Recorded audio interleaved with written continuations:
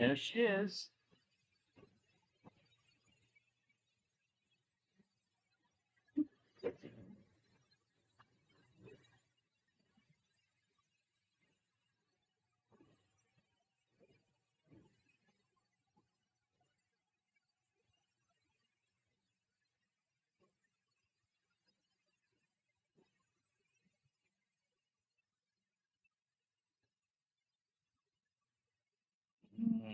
Surrender or die. Well, maybe. Maybe not today. But in the past, you never know if you don't surrender. Okay. Let's see, this cook is here. All righty. Let's talk about this gentleman. Blessed Carlos Manuel Rodriguez Santiago. Carlos Rodriguez Santiago. That's a picture of him. Born in 1918. 1918. And he died in 1963. Whoops. I said 18, right? Yeah. 1918. I think it was 1917 that Congress gave citizenship to those born in Puerto Rico. So he was definitely born an American citizen. Yes? He was born the year after. Mr. Saunders. So definitely an American. Born in Puerto Rico. And he's the first Caribbean-born person well, it's closest to sainthood, I guess, because he's beatified, so he's one step away. But he's the only one to have been born in the Caribbean islands. He wanted to be a priest, but he was a little too sickly for that. He didn't have he had some health issues, and so they didn't think he'd be able to, wouldn't be able to handle the stresses of the seminary, so he never became a priest. So he worked in an office. He was an office clerk, but he kept his hand in religion. He was still very devout and everything. And when he wasn't working, he was dedicating himself to his faith as a Catholic, mainly the liturgy, because he liked to worship. So he would oh yes, I got you. Give me a chance. Wait a second. Yeah, I saw you out there. Okay. I got you, Miss Howerton. Mainly worship. He liked to translate things into Spanish because at the time when he was growing up, Catholic worship was in Latin, this dead language, which was a custom. They held on to it. Well, actually, they still hold on to it. It's still technically the language of the Catholic Mass, but now everyone has permission to use the vernacular, so almost no one uses it in Latin. Nevertheless, at that time, it was common, the standard way, and which had its pros and cons. I mean, being in a dead language, it didn't, everyone could kind of participate. It didn't matter. You could go, if you spoke Japanese in Tokyo, and if you're visiting Tokyo, you don't speak Japanese, but you can still go to Mass and participate in some way because it's all in Latin and you're all speaking the same language. Once it gets a little bit more complex and the prayers and stuff, you might not, and the readings, you might not understand the Latin. Well, you probably wouldn't have, which is why he translated stuff for people to help them understand some of the more difficult things in the liturgy and to get people to participate more because usually people just kind of were very, content with the priest did his thing up on the altar representing the people and the people would be there in the pews praying, saying their prayers, maybe not completely attentive to what was going on because maybe they didn't think they needed to, but they said their prayers. And he wanted more participation or people to at least know what's going on. Not sure how that's much different from today, except people don't pray. Yeah, people are on their phones and these people were praying their rosaries back then. All right. Anyways, so what else can I say? He had an operation during which they found that he had cancer, which is what eventually killed him at the age of 44, unfortunately. Rectal cancer, not a very nice cancer, apparently. Not that any cancer is nice, but he could have gotten in a better place. I don't know. And, I'm just saying, he was a saint, maybe God loved him, but rectal cancer. Okay, so that's what killed him, unfortunately. I guess they couldn't treat it back then. So age 44 is when he died. So I ask you, Blessed Charlie, please pray for us in this class that we'll do well. And let's see here. Who we got here? Someone came in. Thought someone just came in. No, I think I have everybody for the most part. Oh, yeah, Miss Howerton. Miss Howerton and Miss Colonna. Yes, I got you, Miss Colonna. Wait, Miss Colonna and what's Miss Howerton? Yes, okay.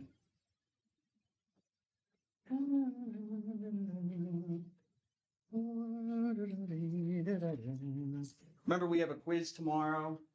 Tomorrow, the quiz will be available. If you're wondering what's on it or what you should, what it's going to look like, you can read the syllabus. I give it a bunch of detail in the syllabus about what the quiz will look like, but it is tomorrow, just to be aware.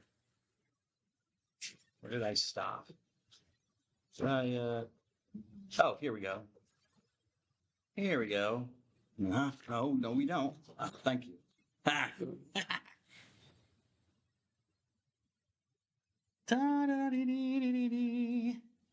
Slideshow. How is religion studied? Phenomenology. We're getting into the Thank you, Mr. Henry. Or was that you, Mr. Gaines? Okay. Thank you. Whoever shouted out, I appreciate it. Phenomenology. So we're starting with a philosophical study of religion, the phenomenon. Okay, phenomenology doesn't necessarily, it's its own field, or I guess could say its own point of view within philosophy on its own. It's not specifically devoted to religion. Okay, it's just that phenomena, and we'll find a lot of these, a lot of these fields, anthropology, psychology, philosophy as well, when they started cutting their teeth after the Enlightenment and started, trying to be very scientific, one of the first human experiences they studied was religion. So a lot of them started out on. And philosophy is no different. Okay, they started looking at what is this phenomenon of religion. That's what phenomenology is. Phenomenologists are a type of philosopher that look at how a thing presents itself to human consciousness. Okay, there is the phenomenon. Maybe I put this on the. Did I put a picture? I did not. All right, well, anyways, phenomenon, Greek, okay, appearance.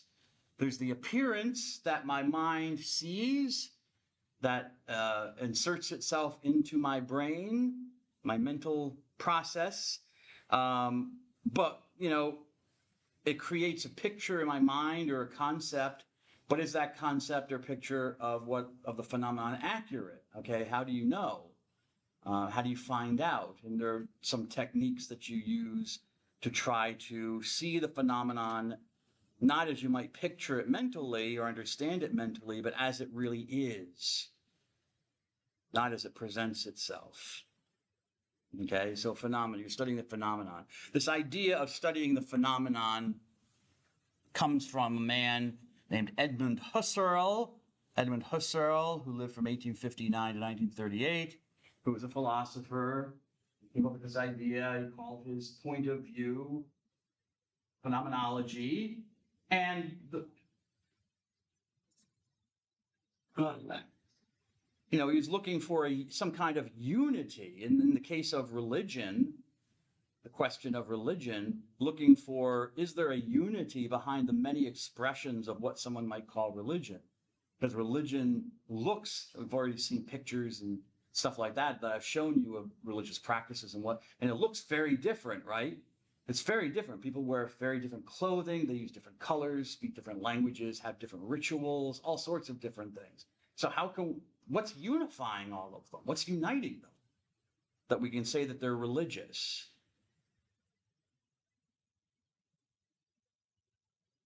And usually people in the old days, scholars don't really do this much anymore. In fact, it's not, they kind of poo-poo doing this because I'll get to that in a moment. But in the old days, they did this through comparative research. You know, you would take the ideas and practices of different religions that seem to be similar and play them off of each other to see, you know, how are they dissimilar first, and then look for the similarities. And then once you've pruned away all the dissimilarities, then you think that you've come to some common core, you know? So now this is the unity lying behind this religious practice or religious belief. Nowadays, religious studies scholars would probably not do that because they would say that religions are incommensurable. They're incommensurable. These are the fancy word for they can't be compared. You really can't compare them. The old comparative method, or the history of religions school, as they sometimes describe it, trying to trace out a history of religions, showing how they all influence each other and take ideas from each other, but they have a common core to them. No. Each religion has to be treated on its own terms. And there's some truth to that because, some religions are not always asking the same questions. You know, salvation is a big question for the Christian religion. How do they save? Okay, Jesus, you accept Jesus as your Lord and Savior, okay? Well, that's not a question within Buddhism. Salvation is not the question in Buddhism. Liberation, freedom is. Same thing in Hinduism. Liberation or freedom. For some forms of Buddhism, salvation is the question, just like Christianity. I don't think salvation is the question for, say, Judaism. How do you get saved? It's not really the question for a Jew. I had to extrapolate or think about it, I guess. It would be, how do you live your relationship with God? It would be more of a question. God's laws, God's commands.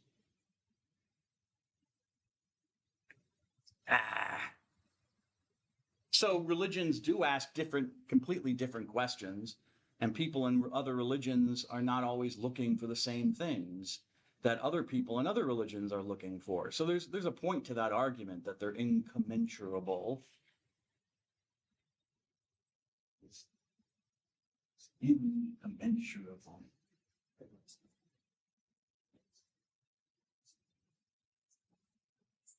However,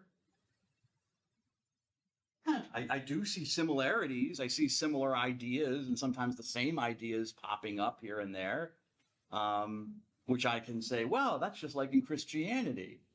And it seems to be just like in this other religion, you know? Not the same, obviously, but, that's interesting. The same idea, same kind of, not process, what's the word I'm looking for? Well, anyways, you got my point, I think. I don't need to beat a dead horse. And so, and with phenomenology, in the case of religion, the experience of religion, phenomenologists are not concerned so much with asking the question, does religion exist? But more of how does it appear to my consciousness? And that goes for anything. A phenomenologist will ask, the question is not, does the world exist, for example? Is there a world existing apart from me? That's not the question for the phenomenological philosopher. It's, how does the world appear to my consciousness? How does it appear to my consciousness? What can I know about it, regardless of whether it exists or not? And so for phenomenology, there's a sense of detachment or kind of detached, as I said, whether the world exists or not. There's a kind of a detachment, Ms. Krauss, from the topic of study. You don't want to intrude your own judgments of truth and value on the thing you're studying. Say religion, okay? Yes. Excuse me? Yeah. Riley Howerton? No. Sorry. That's all right. Miss Howerton. Sorry. That's all right. You're fine.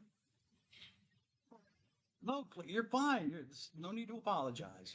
I'm glad that happened.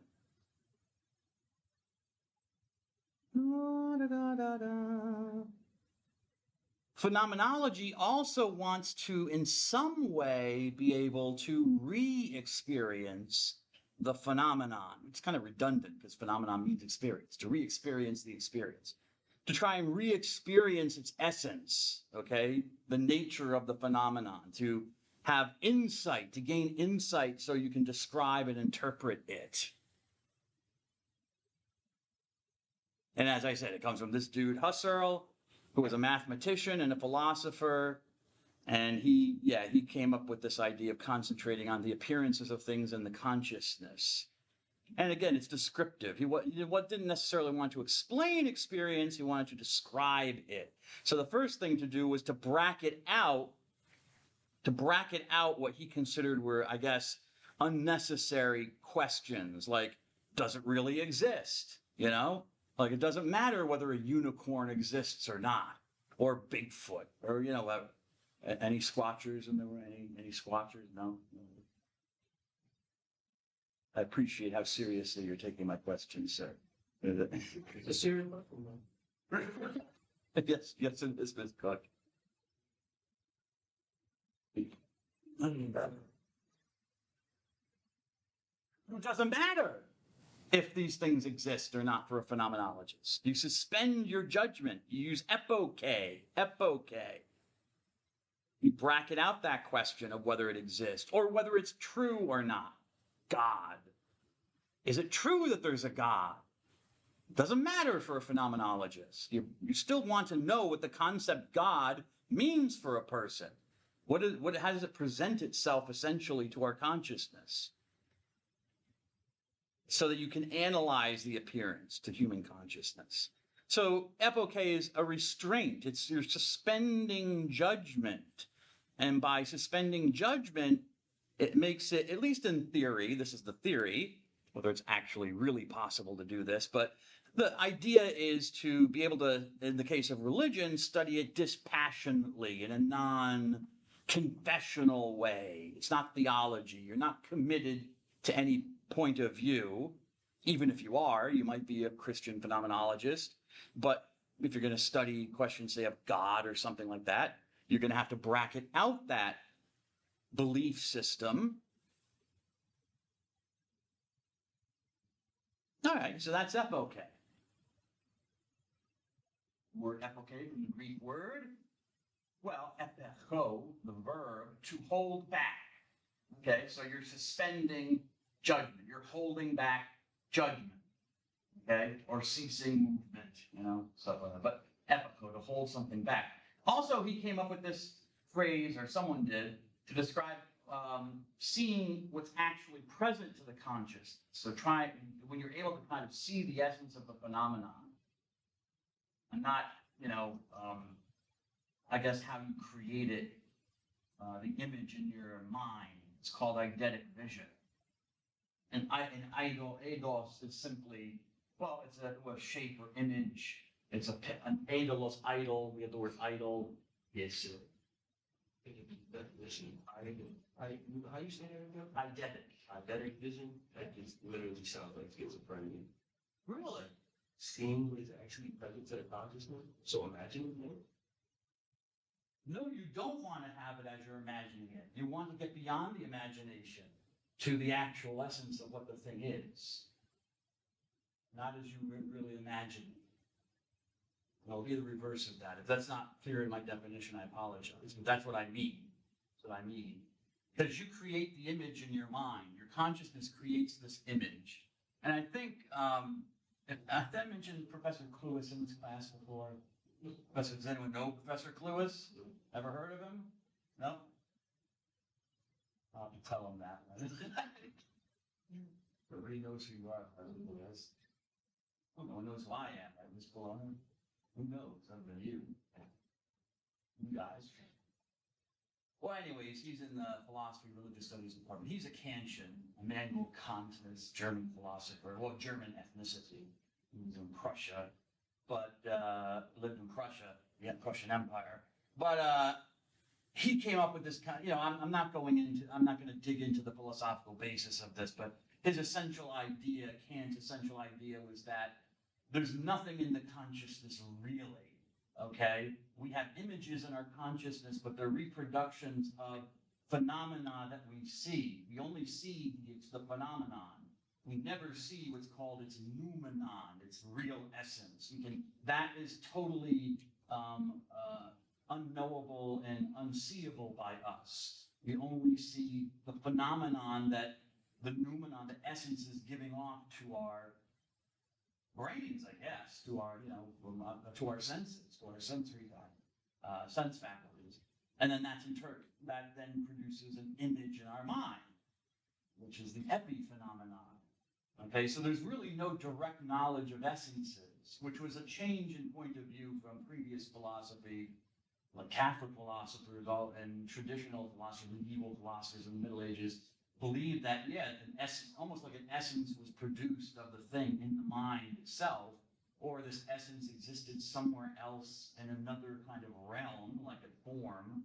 Anyways, but that's kind of like too much inside baseball.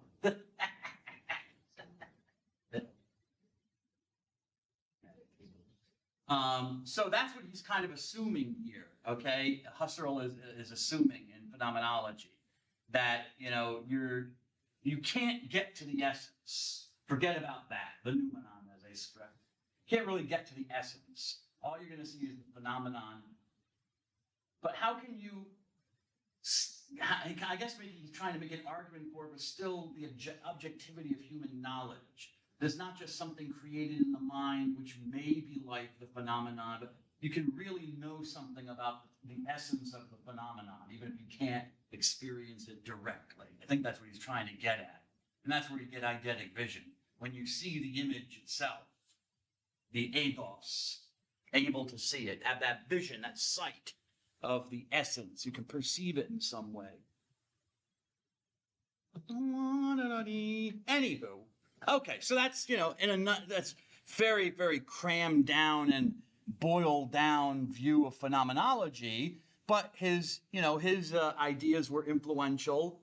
I don't think he ever really came up with his own kind of views about religion, but he did influence other people who wrote about religion. One of the most famous ones is this dude, Rudolf Otto. And you see his dates there, 1869 to 1937. He was a theologian, so he was a studier of God. Mr. Gaines. Mr. Gaines. He was a theologian and a professor at the University of Marburg in Prussia. So here I have a picture of Prussia for you. Good, so you can see where it is. There was an empire. It was actually like a combination of things. It was the German Confederation. This is modern day Germany. So a large portion of modern day Germany was in Prussia. It included Poland, parts of Lithuania, stuff like that. The Prussian Empire. Okay. So, all right. He was there. So he was German ethnicity, but, he was technically Prussian of that country. And he wrote Das Heilige, this book, which was translated as The Idea of the Holy. You can find it on Internet Archive. It's in the public domain. I might have a copy on my computer. I think I do. I haven't read it, but well, I've read portions of it that were of interest to me, but I didn't have to read the whole thing. The idea of the sacred, the idea of the holy, that's where he identified the essence of religion. Okay? All religion is based on an experience of the sacred or the holy, das Heilige. And so religion becomes then the history of how that experience has been expressed through stories, mythology, through rituals, rites, and ceremonies, through teachings, doctrines, and stuff like that. That's all that's going on there, really. And this is, well, yeah, because I got the book, and this is what I wanted. Page 26 is where he says this. What is the sacred? He gives a little definition, his own definition. Does anyone want to read it? Would anyone like to read it for me? Miss Jasmine. Wait, have you read for me before, Miss Jasmine? Would you like to? No? Okay. Well, I asked. Okay, so that's at least a check mark. Even if you say no, I give you a check. That's participation. Huh? Thing. The secret is the Holy, sir. Holy Moses. only other that which is quite beyond the sphere of the usual, the intelligible, and the familiar, filling the mind with blank wonder and astonishment. Yes, good. The idea of it's weird, right? It's weird. The holy is weird. It's the other. In fact, it's the completely other. That's why it's so weird. But when that came up in the last election, we tried to say, "Oh, J.D. Vance is weird." The Democrats tried that one. It's weird. It's weird. Apparently, people wanted weird. They should have read his book. You know, people want the sacred. They want weird. They don't mind a little weirdness. Adds a little spice to life. You know. Anyways. It's beyond what is usual, and it fills us with wonder and astonishment. Ooh. Both attraction and fear. Yes, the sacred both attracts us and it makes us afraid as well. Okay? He called this the numinous experience. Otto called it the numinous experience. The word numen, as you can see there, numen, numinis, Miss Howerton. You have to learn the genitive here because it changes a little bit. Right?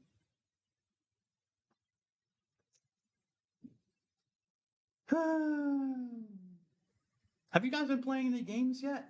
Any baseball games? Not yet. It will be in the spring, I guess. You do have one in the fall? Okay. A numen was a Latin word. Literally, it means a nod of the head, when you nod your head. So, I don't know what it means. Now I put down also bowing. I think it's in the sense of bowing your head, like in the presence of a spirit or something like that.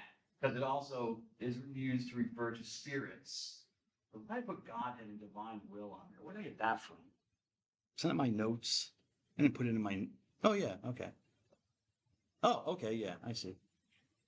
Because it was a word that farmers used to refer to the spirits of the field that in ancient Rome, from Latin, so ancient Rome, that the farmers identified with their fields. And so you would worship the spirits, the numines, in order to make sure that you had good crops that season. You know, so you'd offer a sacrifice to them or a libation, you know, a bowl of wine and pour on the ground and pray to them and ask the spirits of the land, of the earth that you're tilling to make sure that it's productive. They don't cause a drought or something.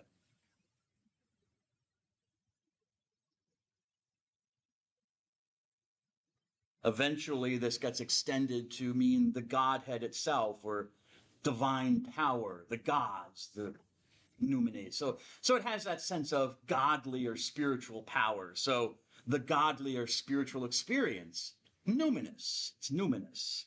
This experience, which he described. You know, the experience of the sacred, our experience of the holy as a feeling of power. It's kind of like when you go out in a thunderstorm and you can feel like the ionization, right? Almost like that little tingle in the air. No, no, Mr. Saunders. Throw me a bone, Mr. Saunders. Please, give me something. No. All right, well, how about when like a hurricane's about to hit, you know? Miles and miles and miles away, but already you can start feeling it's getting windy, it's getting humider. It's not there yet, but you know it's coming. You feel the power of it. It's kind of like the same thing that's going on with the sacred. It has this kind of powerful energy. Okay? That's real. Energy is real. I don't understand why people are like, you know, just because something is we can say, well, it's just a feeling or something. It's not real, but that energy is real. Comes in many different forms, heat and light and sound and motion.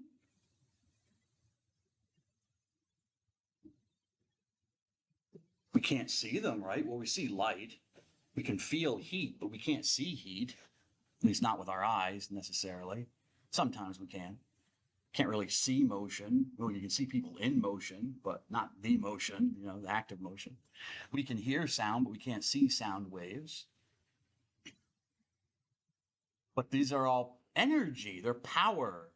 The sacred is the same way, it's just a different form of energy. It's the energy, the power that's given off by the sacred. And it fills us with fascination. We're fascinated by it. It interests us. It interests us, but it also scares us. It terrifies us. And so he came up with this phrase.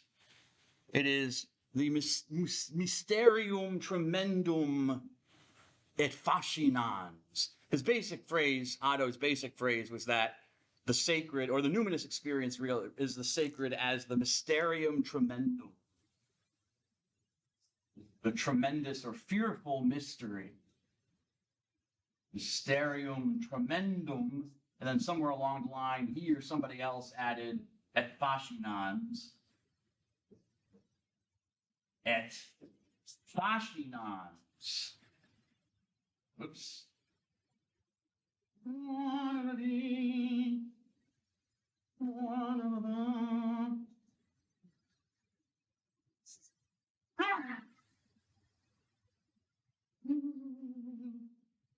I'm just saying, my brain doesn't always send the right signals, so that's just the way it is. Mysterium tremendum et fascinans, the tremendous and fascinating mystery. Eliade added the phrase et Augustum. Mircea Eliade that I mentioned. I mentioned Eliade, right? No, that was the last class I was talking about Mircea Eliade. Oh yeah. Well, I'll get to him later. And I'll tell you about how I flubbed his name in an interview and made myself look like a fool. But anyways, sometimes and Augustum is added to this, but that's not from Otto, it's from another scholar. The honorable, but I'll stick with this because this comes from Otto. Mystery, tremendous, fascinating. Mystery, mysterion, mueo, to initiate, is where it comes from, to be initiated into the club, You don't tell people outside the club what goes on. It's secret, you're secretive, it's mysterious because you're initiated, so you know, but you've been initiated, mueo.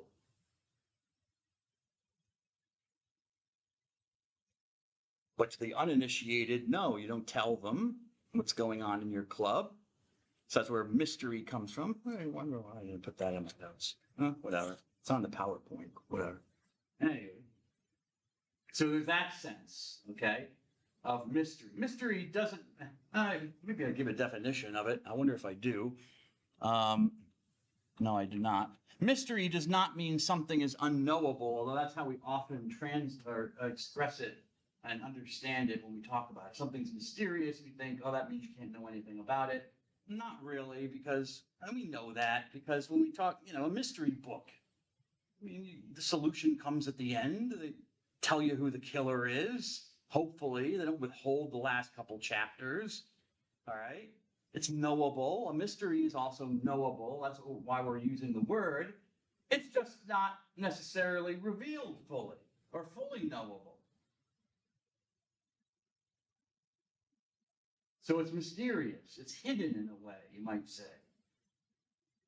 So all it really means, it has to uncover itself and disclose itself. It's tremendum, it's tremendous, which, as you see in the Latin word tremo, like tremor, means to shake, to tremble, to quiver, but basically shaking, tremendous. So the idea of being afraid, I was shook by that, another way of saying, colloquial way of saying that you're afraid, you're shaken. You say the same thing in English as they did in Latin, tremo. So it's tremendum, it's shaking, it's fearful. And it is fascinans. Fascinans from fascino, to enchant someone, to place a charm, put a charm on them. Like in Harry Potter, right? Remember the one movie where that girl, she drank some charm that caused her to love, what's his name? The red-haired one. Not Harry, but the one with the red, not the Quigley's. What are his names? Huh? Ron Weasley. The Weasley. Yeah, Ron. And she remember she was all over him throughout in the movie. And are Harry Potter movie references? They're too old now? You know, no, you know what I'm talking about. Huh? I watched them all because I was supposed to. I don't know. Do you think Harry Potter has stood the test of time? I don't know. What's your opinion? Well, millennials, what do you think? No? Nah. At least not for me, the movies. They got this guy, and I felt the same way when I saw them. They were, overly long, but they were speaking of charm, the charm of the books just wasn't there. It was way too dark and too serious. I shouldn't say dark. Dark can be fine, but serious. And I never liked Harry Potter. I hated Harry Potter. I was on Voldemort's side. Kill him. Anyway. You don't like wizards? Huh? So you don't like wizards? Wizards are okay, I guess. If they existed, Mr. Gracie, I'm sure they would be nice. I would imagine, I guess. All right, so it enchants, charms you. It draws you in. Even though you're afraid of it, you want to see more of it or experience more of it. Okay?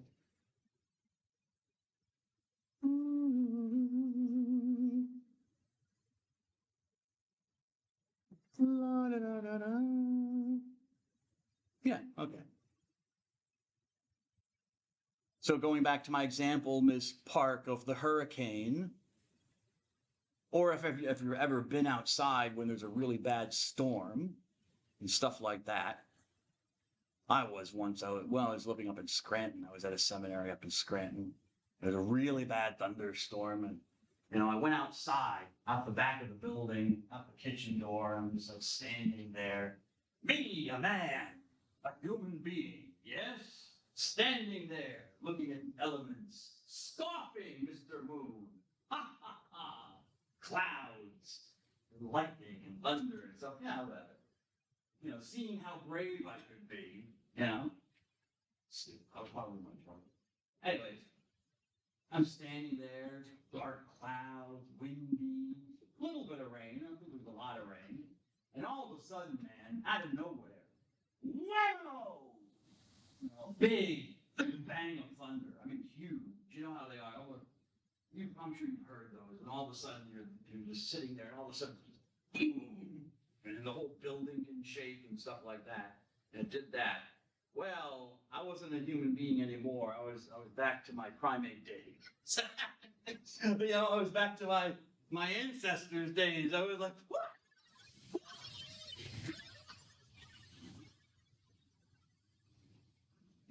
I hightailed it. I hightailed it back into that building. Protect me, building! Protect me from that, whatever that was, It was the Mysterium, baby. It was the Mysterium. I'm just telling you, it was the Mysterium. It was the Numinous.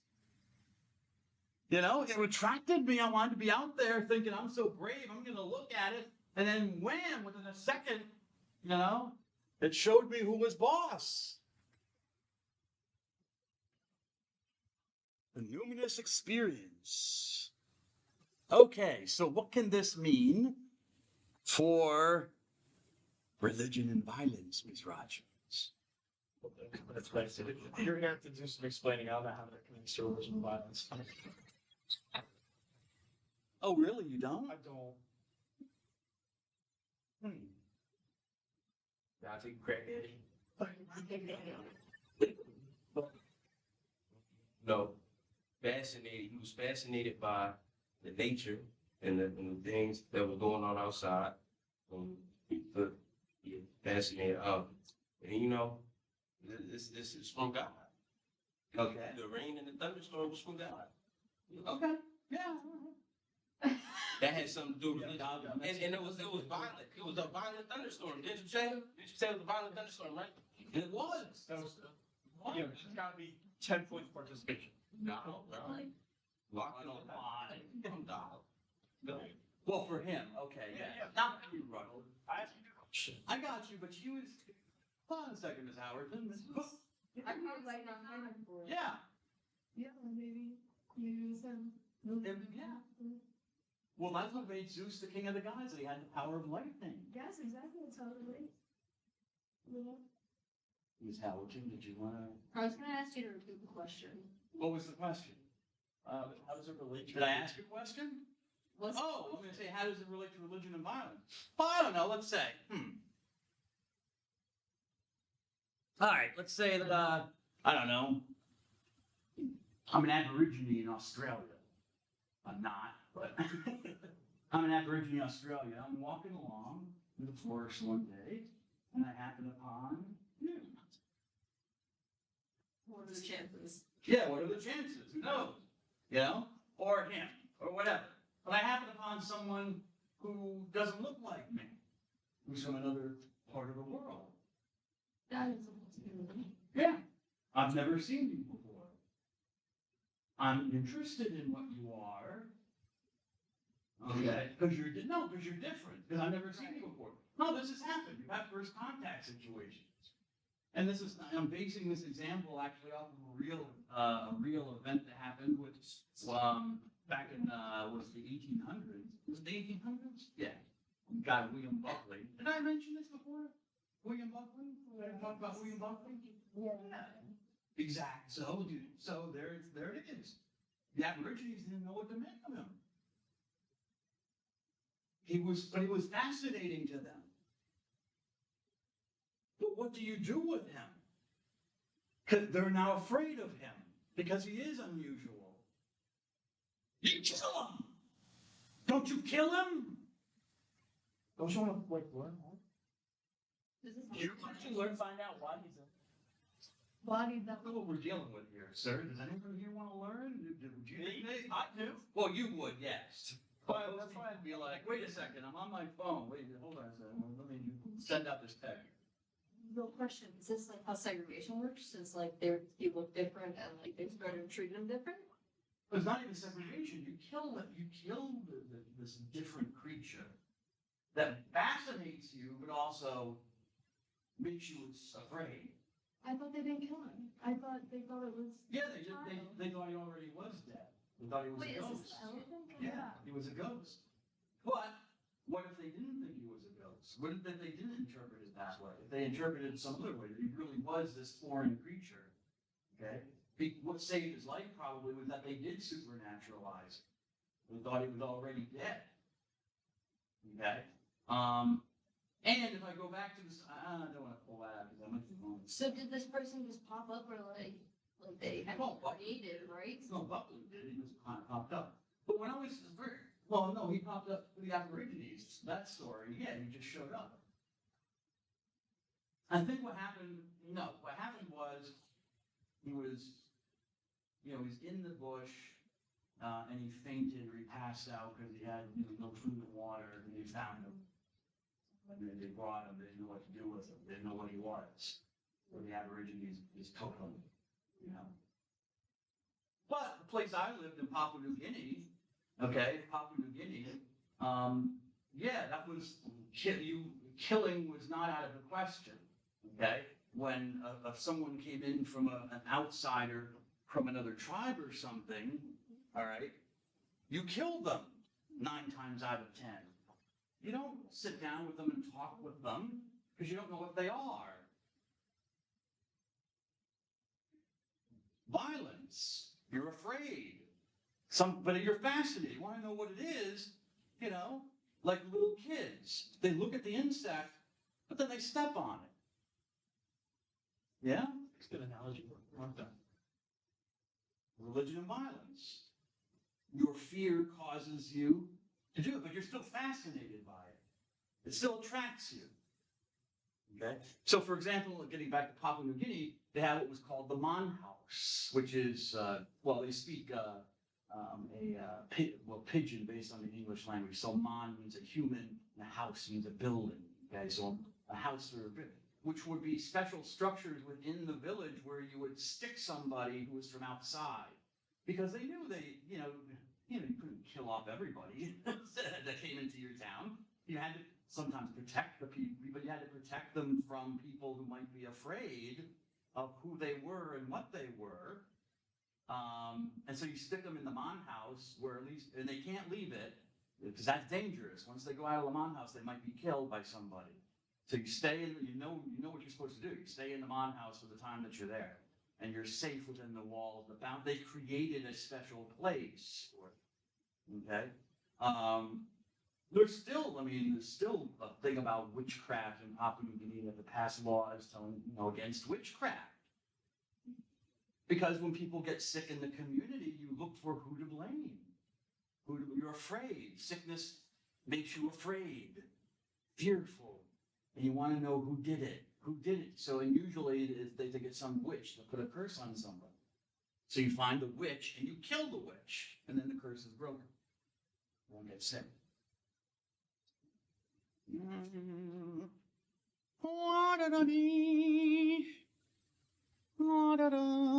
Sociology. Sociology. The study of society. Society. It's the social aspects of human behavior.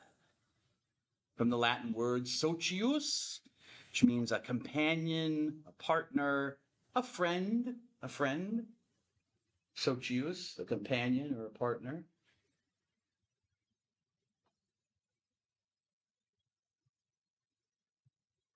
So sociology, when it looks at religion from the vantage point of religion as a construction of the society that you live in, okay? It's constructed the way you live, okay? So religion looks very much like the society in which it originates. Well, there's some truth to that, We live in a democratic society,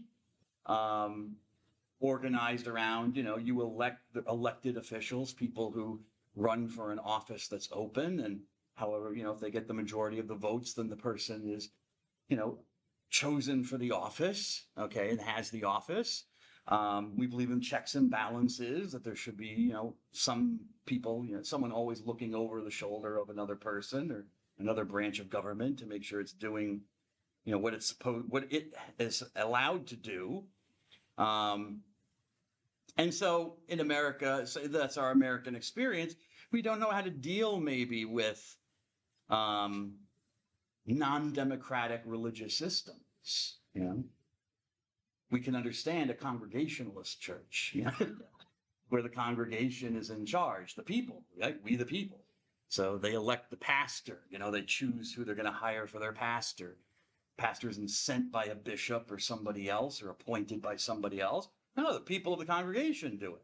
You make that choice. Even you were Episcopalian, the Episcopal Church, you have the house of the bishops, the house of the clergy, or the house of the clergy, I should say, and the house of the laity, the non-clergy. And, questions come up all the time, and they debate, and then they vote on them. Both the clergy and the non-clergy people. Whatever the decision is, whether you agree with it or not, that's the decision. You voted on it. That doesn't happen in the Catholic Church. That's not the structure of the Catholic religion. The Pope is elected, yes. Bishops may be elected. They were in the old days. But the bishop is the head of the sole head of a diocese or a region. He says where the priests are going to go and which priest you're going to have and who will be made a priest or a deacon. Teachings are not up for grabs. There's no democratic process to say, okay, we're going to examine this teaching or this belief and decide if everyone still believes in it. Okay, fine, we'll continue this as our official position. But if most people don't agree with it anymore, no, we won't do that, We'll follow the will of the people. Yeah. Does that make sense to us as Americans? You follow the will of the people. No one believes in X anymore. It doesn't make any point to insist on it. as a basis of your teaching. So we're very democratic. We don't handle well non-democratic things. We call them cults, where there's one person or a few people in charge who make all the decisions, and they're appointed by God or something. They're not elected or chosen, and they're making the decision. So why should that happen? I didn't choose Father John to be a priest, They try, and they've tried in the church, and that's true in the ordination ceremony. The guy just comes to the bishop lays hands on him, and he's a priest. But in the 1960s, when they started revising, they want to kind of like modernize things in the Catholic Church, they kind of like wanted to tip their Berettas, in a manner of speaking, tip their mitres to the modern world and democracy. So now you have this process, kind of funny in a way. It was so, anyways, you decide what you want to do with it. Anyways, well, now they inserted into the ordination ceremony where you now have the acclamation, or you ask for the approval of the people, of the church. So the bishop will say, John has been in the seminary, do you think that he is worthy to be a priest, or do you present him to me for ordination? And usually it'll say in the brochure, if you're there at the ceremony, the people respond with their applause, so they, it's the same thing for the election of bishops and stuff. The people will, okay. Well, what if they don't applaud? What if they know John and he's really a jerk? He's the last person you want to have as a priest, He's just not a good fit for the lifestyle. What do you do then? And they're supposed to, even before the guy's ordained, they have this whole process now where at the local parish where maybe the guy has been serving as a deacon or something, the pastor will read out a statement like, John's is slated to be ordained next June. We're making an announcement. If anyone knows any reasons, why he should not be ordained, or please tell us and stuff like that. They're not going to not ordain him, no matter what. Come on, because I've done that. They love me in my church. Yeah. Anyways, because I take that seriously. If you're going to ask my opinion, if I really think this guy's unsuited, that I don't want him doing damage to people, becoming a priest and harming people emotionally, spiritually. If I really think that, I'm not going to just do it because I'm a jerk or something. It has to be a serious reason. But they don't. But I already know that it's just a process. They're not going to do it. He's going to be ordained, whatever, unless he appears on the nightly news, That's like robbed a bank or, done something really bad. And even then, that might not happen, Like back in the 70s, because you had the Jesuit priests, what they call them, the Dowling Nine? But a bunch of Jesuit priests or seminarians broke into Dow Chemical during the Vietnam War and period in our country. They stole a whole bunch of documents, and they were arrested, and they went to court, and stuff like that. They still got ordained priests. They were all ordained, because, Can you tell someone who they're trying to find one? Can you tell someone who they're trying to find? a bishop can, yeah. Or the committee at the seminary. I mean, there are committees at the seminary. They take a vote at, to see, are we going to move so-and-so on for the next year? And if they vote no, then yeah, sorry, Matt, you're not going. Don't do the next year. Oh, yeah. But what I'm saying is that, they're trying to, as I said, they're trying to give some recognition of the modern culture of democracy, of the people are really in charge, even though that's not the case at all in the Catholic Church, not even doctrinally, it's not. But they want people to, I think, feel like they have some stake in the system, that you're not electing the priest. The guy's going to, if the bishop likes the guy, he's going to be ordained a priest. And there's really not much that's going to change, even if people don't like it. But you go through this process where you kind of are asking the people if they approve. But what are you going to do if you're at the cathedral and they say, no, we don't approve, no one claps?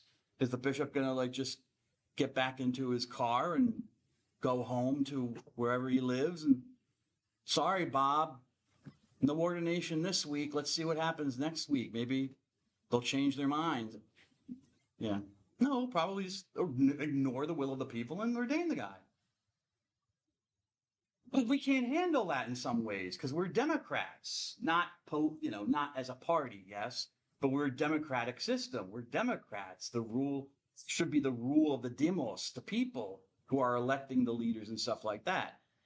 Anything that is, that's why we don't like, as I said, cults or groups where there's leaders with so much control. That's usually not a good thing for us. It looks like our society. But then if they're living in an autocratic society where there's one ruler, it's totalitarian, there's one ruler making all the decisions, then, why wouldn't there be just one person making all the religious decisions as well? It would seem perfectly natural according to your society. So that's just the insight that sociology brings to it. It's like the society and the religion can look like the society very much, and often does. And often does look like the society that it's in. That's all I'm saying. I'm not preaching any certain viewpoint. I hope I'm making that clear. Which is better, which is not. I'm just trying to explain the point of how a sociologist would be like looking at it. Oh, the man who's the father of sociology is this dude, Auguste Comte. Comte, who's a French philosopher. He's the father of sociology. And again, as I said, the Enlightenment, everyone wanted to be a science, like the natural sciences. So he called it social physics in the beginning. You were studying the physics of social relationships, but then it just it became sociology. And he thought, as any good Enlightenment person, that by observing human society, you could arrive at rational explanations of social life. That you could really kind of figure out how societies came into existence and then how they developed. And you can make predictions based on that, just like any other science. Now, that's not the case. I think sociologists have realized that, when you're dealing with humans, it's just like when dealing with cats. You can't herd cats and you can't box humans into, because we do all sorts of crazy stuff just because we're humans. Yeah.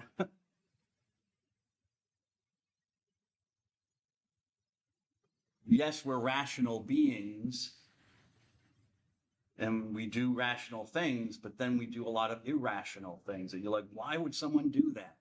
I mean, how many times have your parents asked you, why did you do that? What were you thinking? You weren't thinking, right? You're a rational animal. You shouldn't make these kinds of mistakes. You have reason. But as I said, Comte was an Enlightenment person and thought that if you just followed reason, just like mathematics in a way, 2 + 2 and all that stuff, you could just kind of pigeonhole every human society where it is. And say, okay, we know this is how tribal societies work, and this is what they'll develop into eventually. Well, it doesn't kind of work that way with human beings. Nevertheless, that's how it started out. Emil Durkheim. Emil Durkheim, you see, when he lived, he was a Jewish man. He came from a devout Jewish family. His father, grandfather, great-grandfather were all rabbis. I don't know if that made him religious or not, but anyways, he did have that background. He did not become a rabbi. He became an academic.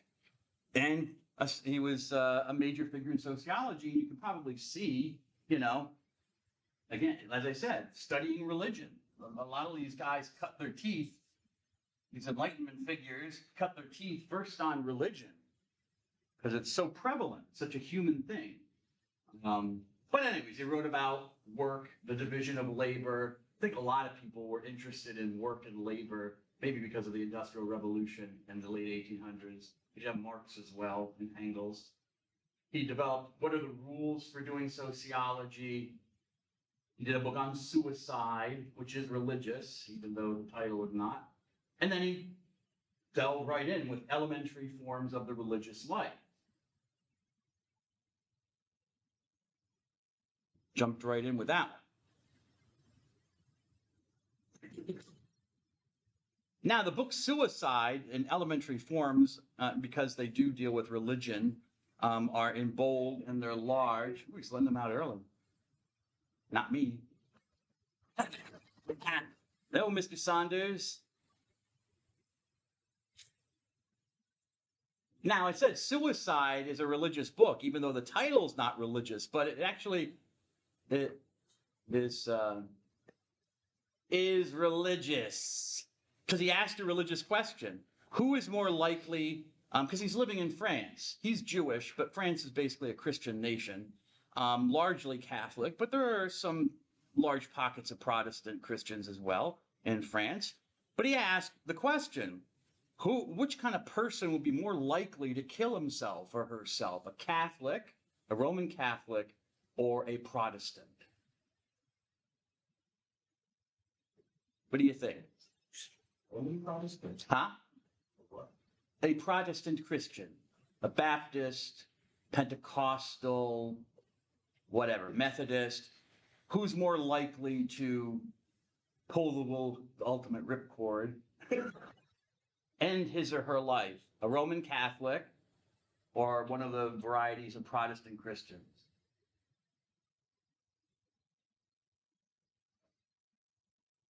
What do you think?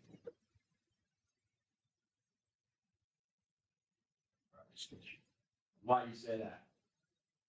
No, I went to a Catholic school when I was young, like, like when I'm in the Catholic mass sometimes, like the way they talk and their rhetoric sometimes is kind of like, it kind of made you say, like, not that you don't got a choice, you know, but like, it's kind of a little forced.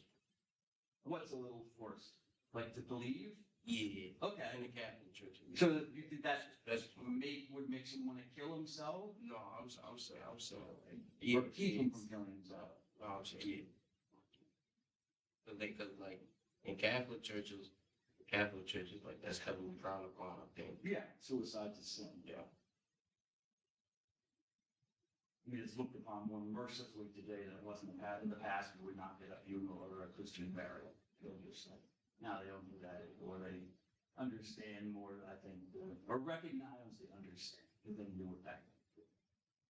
Recognize more the mental issues that are involved. So what do you think, you know? A Baptist, pressed, not happy with her life? Or a Roman Catholic, pressed, not happy with his life? Who's more likely to, I don't know, attempt suicide?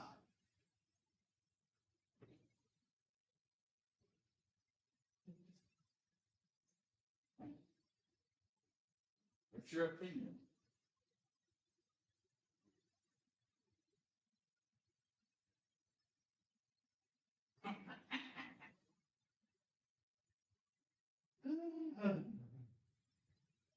I'm trying, sir. I try. I try. I'm trying.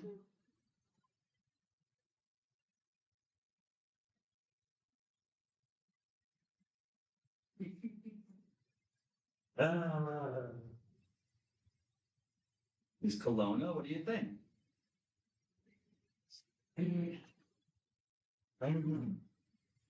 Is a Protestant more likely to off himself or a Catholic?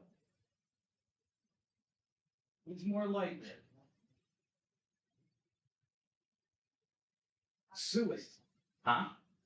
The first one, which was what? Why?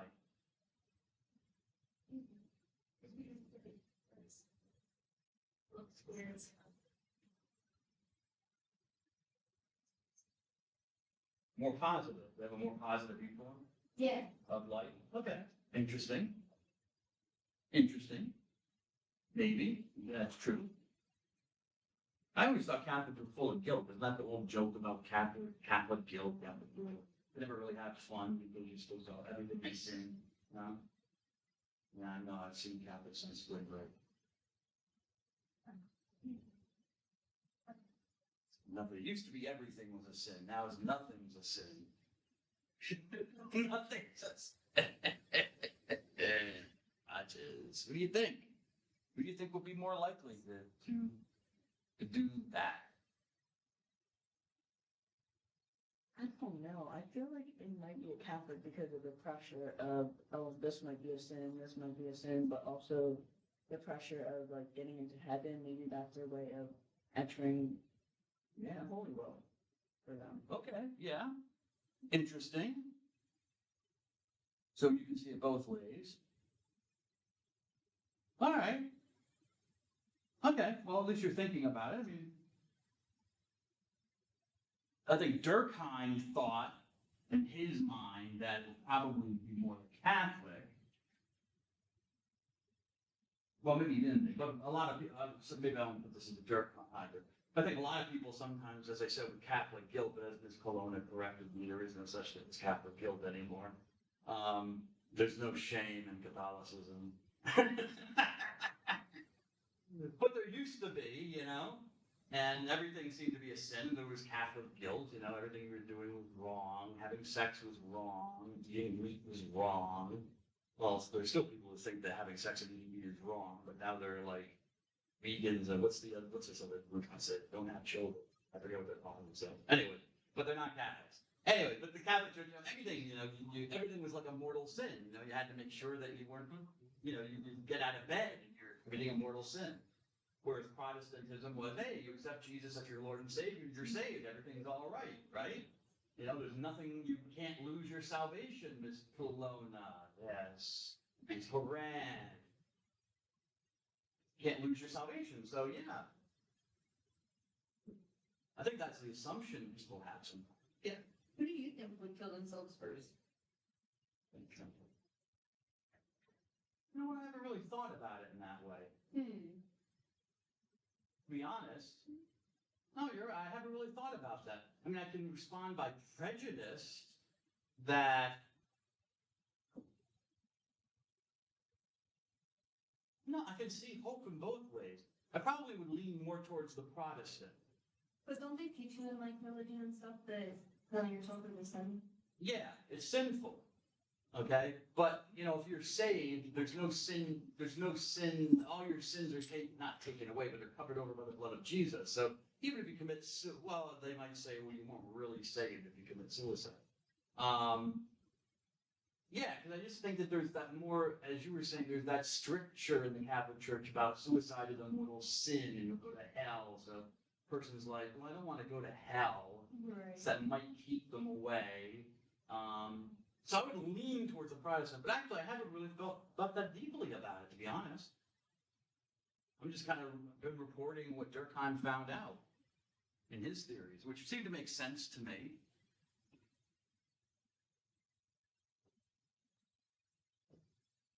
When he crunched the numbers for writing his book on suicide, he was surprised. So I guess he thought also Protestants, because Protestantism was more of an isolated relationship. You know, it was me and Jesus. I have a personal relationship with God. Whereas Catholicism, people always seem to be on top of each other, you know. God, it's not just, you know, you got your Catholic mom bugging you about stuff with the priest and the nuns and leave me alone, you know, you can't get away from anybody. Whereas Protestantism, you know, you read the Bible on your own, you pray, you know, you worship on your own, kind of on your own. So he thought that isolating element would probably lead to he thought that oppressive, you know, that lack of an oppressive element would make it less likely that a Protestant would kill himself or herself. A Catholic would be more, you know, oppressed with guilt and mortal sin and being told all the time that you're doing something wrong and told what to do, and finally it would just weigh down on the person. They'd be like, I got to get out of this trap.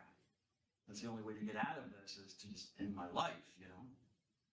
That's what he kind of assumed, I think, because he was surprised that it turned out that in the numbers, it was more likely for a Protestant Christian to commit suicide. Precisely because of that isolating figure. Because of because in the Catholic practice of Christianity, you had so many other people involved. And as anyone in the who's doing counseling will know this, you want other voices involved. You don't want it to be just the person himself trying to figure out why he's depressed. You want him to talk to somebody else or be with somebody else. That community aspect that the Catholic would have, I can go talk to my priest, or, my mom is, always on me, or I can pray to, if not that, I can pray to a saint. I can pray to the saints. I can light a candle in church, or all sorts of, that actually was not so oppressive as actually bolstering the person up. They didn't feel alone. Whereas the Protestant Christian felt alone. All I've got is just me and my Bible, or me and Jesus. And, and if any of you have been depressed, that can be pretty lonely. You don't even feel like God's on your side, So yeah, he found out in his book Suicide that it was more likely that religion one thing was that religion affected people's behavior for both good things and bad. Protestant Christianity was so isolationist and focusing on your personal relationship with God, that disordered feelings like suicide, a disordered feeling like that to end your life, there was no outlet for it. What do I do with this? It's just you having to deal with it. But Catholicism offered a support system. I mean, Durkheim didn't call it that, but that's what he was basically getting at. There was a support system. Whether that support system helped or not, even if the support was simply as before, scaring people and telling them, if you kill yourself, you're going to go to hell. Well, that might still be enough to keep someone alive, and maybe that's good enough. That might be good enough. That fear of hell might be good enough to keep someone from doing something stupid to themselves or to somebody else. But you need that support system to talk back to you and say, look, hey, Matt, that's stinking thinking. You hear a bug? I mean, just move away. Bug has, I guess, every right to be here as I do.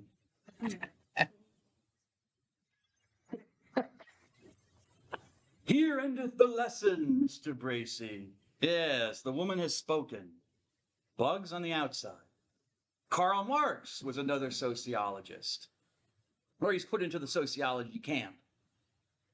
He was more studying things from an economic labor perspective, but he also treated religion because, again, religion is part of human experience. But his concern was about religion functioning and being used by the owners to legitimize their unjust and harsh control of the workers. And I'll get deeper into this, I guess, next week. I'll send it here. God bless you all. Ish.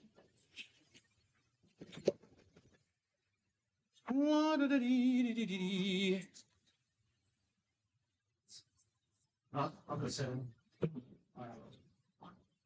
You got it.